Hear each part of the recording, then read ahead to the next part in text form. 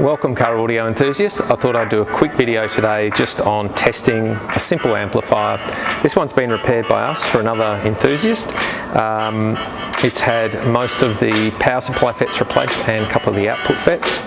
And I just wanted to walk you through how I would test an amp after it's been repaired and show you our little setup here and see how we go. Stay tuned.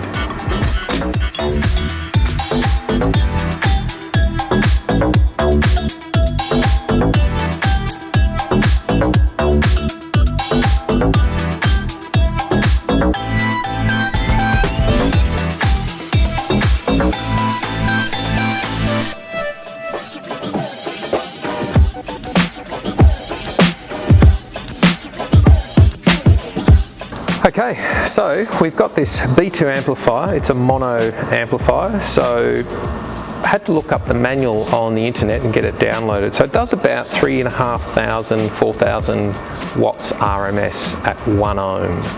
So what I thought I would show you is that basically we want to make sure we've got enough capacity, if you like, in the power supply when we're running these amps, so in your car as well.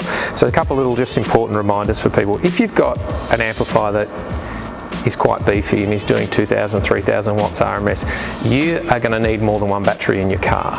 So please make sure you have a good power supply in your car and certainly on your test bench. So we've got our two lithium 80 amp hour batteries here, and they've been being charged at the moment.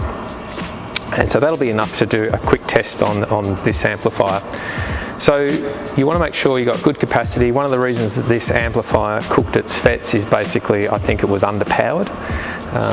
So we're running a 1.0 gauge cable into the amplifier for our power. So we've got that here ready to go. That's fused, of course. Make sure you always have your power supply fused. We've got our earth cable just running straight back to the battery, both 1.0. And we've got our remote, which is effectively we've left loose here at the moment, and we're using that as a switch. Our voltmeter, which we will turn on now, is connected to our power supply, and you can see we've got 13.4 volts. So I'll disconnect the battery charger shortly. I also have a clamp meter over the main 12 volt power supply. So when we're testing this amplifier, we can measure the input current and see what current it's drawing. So that's effectively how I'm going to test this amp. I have wired up a dual 2 ohm subwoofer, so that's wired in parallel. So two ohms in parallel is a 1 ohm load, and that comes back to our terminals here. Now we've got 2 positives and 2 negative terminals, so the manual says you wire the 2 positives and the 2 negatives together, and that's straight to our sub. And really that's it. We've got an MP3 player input that will run some test tones. I'll probably just do a 40 hertz test tone. One of the things, again, talking to some people about these amplifiers and other ones that produce big power, is it's probably a good idea to get your settings right before you power the amplifier on, and avoid trying to switch crossovers and stuff around when you've actually got the thing running. That can cause, sometimes these amplifiers can be a bit sensitive, and that can cause some of these problems that we've had. So let's go through connecting everything up, and hopefully it works because I haven't actually tested this, so I thought I would get it set up and shoot the video. This could be interesting. Alright, so disconnect this. So the first thing I'm going to do is connect the power and the ground to the amplifier. We'll do the ground first.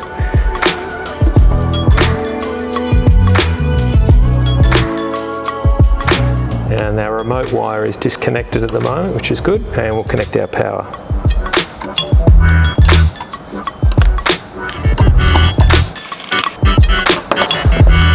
Okay, so that's power and ground connected. Okay, we've got our clamp meter turned on, and that is set for DC current. So we have our positive and negative speaker cables coming out of the amp, and they are running down to our connection for our sub.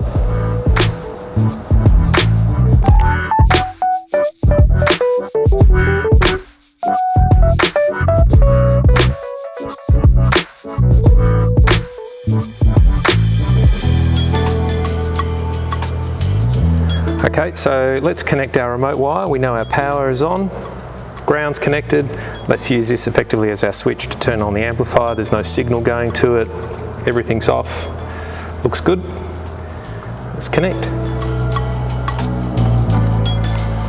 And we should see some lights come on the amplifier now. All right, let's hopefully, no smoke. Let's see if there's, let's see if we get some good output without smoke, because that's always important. All right, moment of truth. Let's do a 40 Hertz test tone.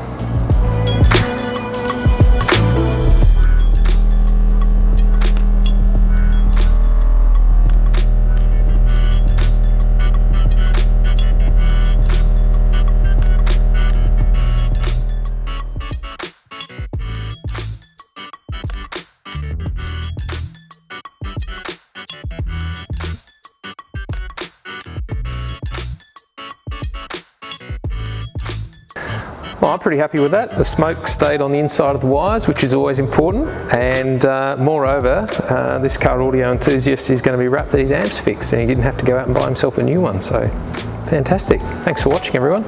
Stay tuned.